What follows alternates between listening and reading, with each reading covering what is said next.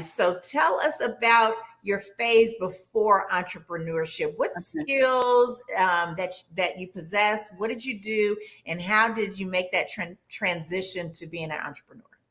So when I was in college, I had the opportunity to do 3 internships. I worked for the Today Show in New York. I worked for ABC News in London Bureau, and I worked for CBS Evening News in Washington over one winter break. So I was very fortunate that I got my first job out of college as an associate producer in the top 20 television market. So I was a producer for the NBC affiliate in Pittsburgh, actually in my hometown.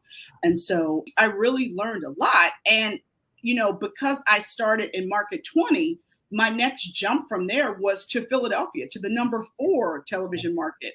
And literally, that was such an epic shift in my career. And I got that job when I was 23 years old. And so I ended up, being like the youngest producer in a top 5 market in the country.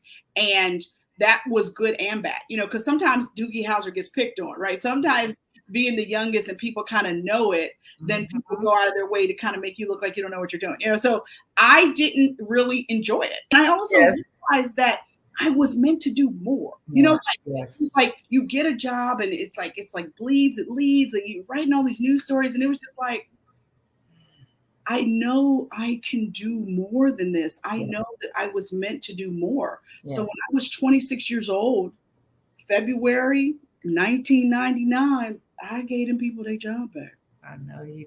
Basically they tried to usher me out the door and I beat them to it. It was like, I tell you what. Right.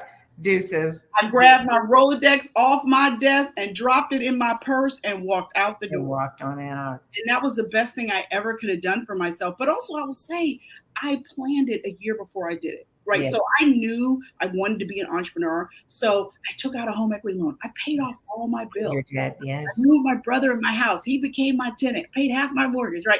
So I set myself up so that I would have assets and savings so that I could pursue my dream. So my first